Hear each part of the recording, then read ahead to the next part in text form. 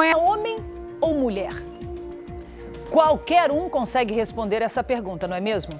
Mas e se você descobrisse que o seu corpo produz uma substância que põe em dúvida essa resposta que você deu com tanta certeza? Uma corredora indiana de 19 anos, de repente, levou um susto. Ela passou por um teste de feminilidade e foi proibida de competir, de perseguir o sonho de chegar às Olimpíadas do Rio em 2016, porque apresentava um nível elevado do hormônio testosterona. Mas em vez de ficar calada e aceitar as regras, ela resolveu lutar, conseguiu apoio e agora pode mudar o esporte para sempre. Ela vivia um sonho. Corria cada dia mais rápido, vencia torneios, ganhava prêmios, deixava as adversárias e a pobreza para trás. Tinha uma meta, disputar os 100 metros nos Jogos do Rio em 2016. Era feliz como atleta, feliz como mulher. Agora imagine, de uma hora para outra, ver tudo isso desmoronar. A carreira esportiva, a possibilidade de ascensão social, o sonho olímpico e até a condição de mulher. Dutee Chand, uma corredora indiana de 19 anos, bem que poderia ficar traumatizada para sempre com esse baque. Por conta do resultado de um teste polêmico, ela foi proibida de competir em provas femininas. Era provável que se escondesse, envergonhada, ou aceitasse as condições em silêncio, como a maioria das atletas em situação semelhante. Mas, num caso sem precedentes, ela resolveu reagir. Conseguiu apoio. Agora, nos tribunais, quer redefinir o conceito do que é ser mulher e pode mudar o esporte para sempre. Eu amo correr. Sem praticar esporte, eu não consigo me definir, eu não posso nem me imaginar. Então eu decidi lutar pelos meus direitos, lutar pelo meu futuro.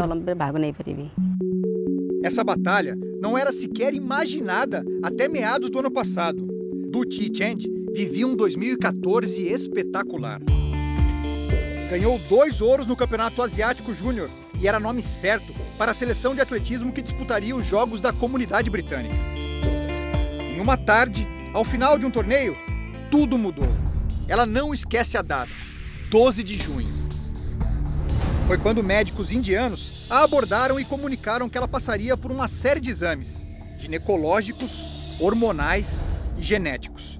Nenhuma justificativa foi dada.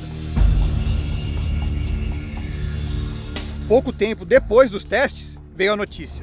Dutee não poderia mais competir até segunda ordem. De repente, a vida dela foi partida ao meio. Antes daquele instante, ela era uma atleta de futuro. Depois, um grande ponto de interrogação.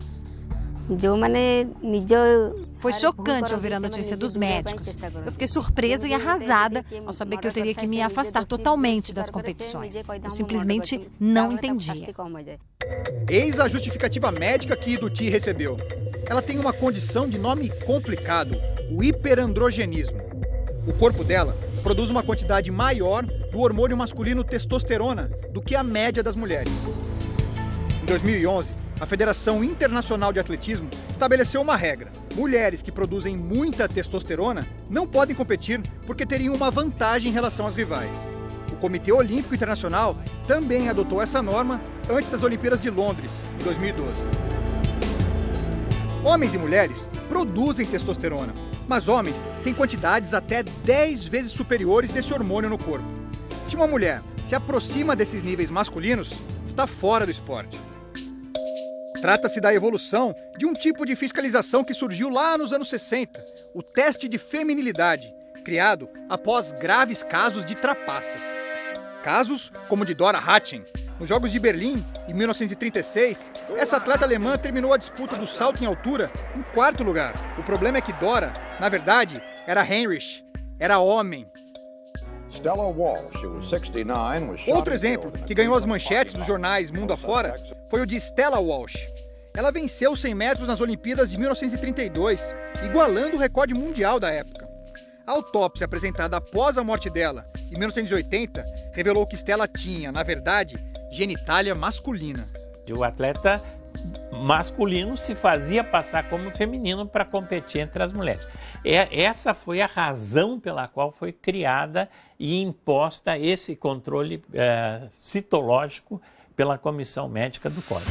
Esportistas detectadas nos tais testes de feminilidade têm 2 caminhos a seguir, dependendo do caso. Passar por uma cirurgia ou encarar uma terapia hormonal para reduzir a testosterona no corpo. Se toparem, podem voltar a competir. A esmagadora maioria das atletas aceita a determinação. Elas ficam resignadas, com medo, vergonha. Muitas nem voltam para o esporte. Duty, não. Ela preferiu o outro caminho. O que eu fiz de errado? Eu por acaso usei doping, trapaceei? Não é o caso. Eu não posso aceitar que mexam no meu corpo. Eu sou uma criação de Deus, da natureza, e me sinto ótima como eu sou. Ela começou ganhando apoio dos colegas atletas. Depois vieram treinadores, advogados, políticos de todas as instâncias do governo da Índia e até entidades internacionais. Uma equipe passou a representá-la e enviou uma apelação à Corte Arbitral do Esporte, a instância máxima para casos esportivos. Só por isso a situação dela já é única.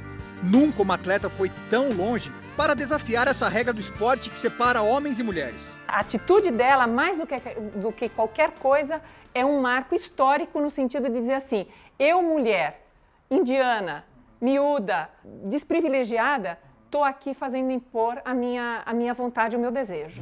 Duty é a terceira de 7 crianças nascidas numa família pobre, na cidade de Gopalpur, no leste da Índia. Filha de 2 tecelões, passou a infância morando numa cabana. Foi o esporte que abriu caminho para uma vida melhor. Hoje, ela mora em um centro de treinamento na cidade de Hyderabad, onde recebeu a equipe do esporte espetacular. Não é nem de longe um espaço de referência em termos de tecnologia, equipamentos ou recursos de última geração.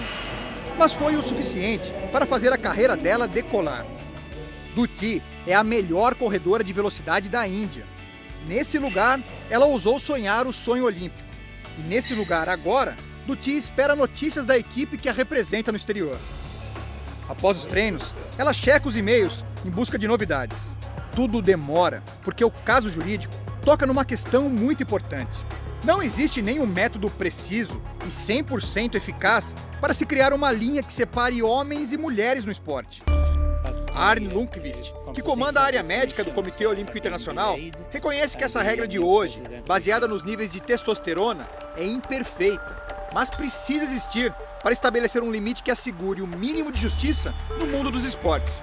Tudo porque, no geral, homens são muito superiores às mulheres em termos de performance atlética. Os dados são claros. Nas corridas, nem importa a distância. Dos 100 aos 10 mil metros, homens são em média 11% mais rápidos. Em provas que exigem muita força e potência dos músculos, essa discrepância aumenta. No salto em distância, por exemplo, homens conseguem resultados 19% superiores. Repare também nos 100 metros, a prova que Duty disputa. Se a vencedora do último Mundial de Atletismo, a jamaicana Shelly-Ann Fraser-Pryce, entrasse na prova masculina, terminaria num longínquo 50º lugar. A defesa de Duty não quer entrar nesse mérito. A discussão proposta é outra. Não existe uma comprovação real de que eu estou numa situação de desigualdade em relação às minhas rivais. As pessoas não entendem que eu não estou usando doping. Por isso eu me sinto tão triste com o que aconteceu. O uso de testosterona sintética, aquela que o atleta ingere por pílulas ou injeções, comprovadamente aumenta a força e a potência muscular. Por isso é considerada doping. Só que a testosterona natural, produzida pelo próprio corpo, não necessariamente tem o mesmo efeito. Médicos e especialistas não sabem se ela, de fato, aumenta a força e dá vantagem esportiva aos que, como Duty, possuem níveis alterados. Eu acho que precisaria você provar que ela terá um ganho, sim, com isso aí. O que eu acho que é bastante complicado. Hoje, eu acredito que é improvável que a gente tenha essa comprovação, que você consiga ratificar isso. Ou seja, é difícil provar que Duty leve vantagem sobre as rivais quando corre aqui na pista. E mesmo que tenha algum tipo de benefício, ele não vem por meio de trapaça, e sim por uma condição natural do corpo dela. Por isso, a equipe que defende a indiana nos tribunais gosta de citar outros casos. Como o do esquiador finlandês Eero Mantiranta, ele ganhou 7 medalhas olímpicas em provas de cross country, equivalente à maratona dos Jogos de Inverno. Eero tem uma mutação genética que faz o corpo carregar entre 25% e 50% mais oxigênio para os músculos. Isso significa mais fôlego e resistência física, ideal para as provas que ele disputa. Um outro exemplo são os quenianos, que dominam as corridas de longa distância. Estudos indicam que eles desenvolveram uma adaptação genética ao longo da história. Pernas compridas e bem finas na extremidade, equipadas com um calcanhar de Aquiles longo e elástico. Uma combinação que permite correr mais, gastando pouca energia. E há ainda a história do maior vencedor do universo olímpico, o nadador americano Michael Phelps.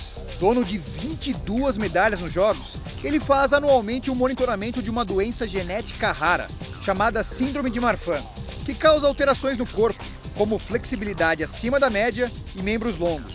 Uma vantagem e tanto para um nadador. Nenhum desses atletas jamais teve seu direito de competir questionado. E nenhum precisou passar por um teste tão invasivo e até certo modo constrangedor como o realizado com Duthie.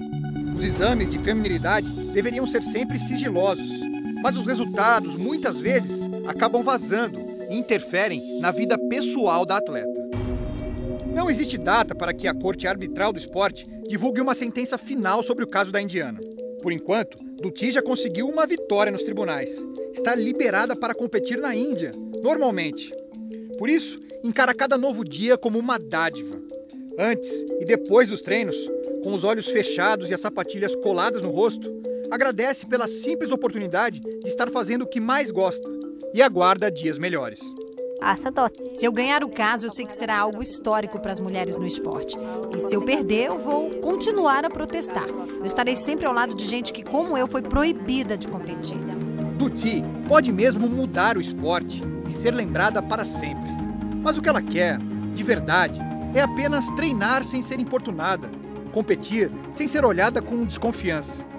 Basta que tudo volte a ser como antes, quando ela era feliz como atleta. Feliz como mulher.